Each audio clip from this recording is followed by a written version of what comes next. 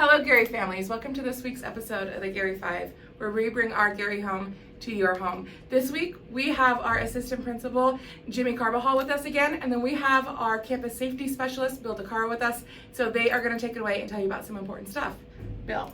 So one thing we're going to talk about today is Secure and Teach, which is one of our emergency lockdown or drill type situations. And Secure and Teach would be if we had a medical emergency somewhere in the building and we needed to have all of the rooms locked so that the students wouldn't be wandering around or getting involved with a medical incident. It would also involve if law enforcement of some kind or some fire emergency had happened outside of the building off campus somewhere and we were just trying to keep kids inside. Good. And then the second drill, we have 4 different drills. Second drill is called Secure in Place.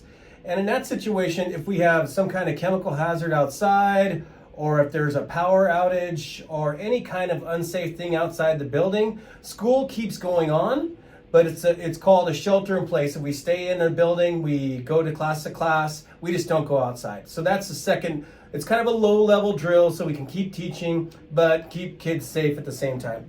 The third type of drill we have is called evacuation, and that's basically like a fire drill.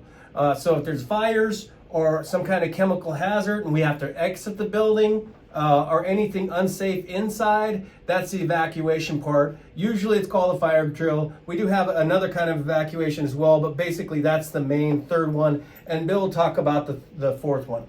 The last one's called lockdown, and lockdown is what we do if we have a serious threat.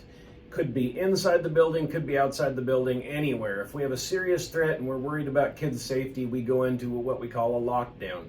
And that's where we lock up the building, we lock all the doors and close up windows, shut down lights, and just make sure that everyone is in a secure and safe location until the incident has concluded and we can get back into normal routine. These are scary things, but we practice ahead of time so that we can be ready. The district really wants to communicate with you in all of these situations. They'll send out emails and texts letting you know what's going on and giving you updates, especially when it's all cleared up and we're ready to go on with our day. Yeah, and heaven forbid, if we're ever in that lockdown situation, we have to evacuate off of the campus, you will be getting text messages about that. We have some off-site locations for your kiddos to be safe. So just know we have a lot of things in place and you will get all of that information. So we wanted to just let you know that as a parent. I know as a parent myself, I am always eager to know all of these things, and sometimes I forget when I get the text and I'm like, oh my gosh, what does that mean? So we just wanted to get that to you so that you can be informed and know what is happening here. If you have any questions, any concerns, feel free to reach out to these guys. I'll put their contact information below. But otherwise, thanks for catching us this week. Catch us again next week. Bye, guys. Thank you.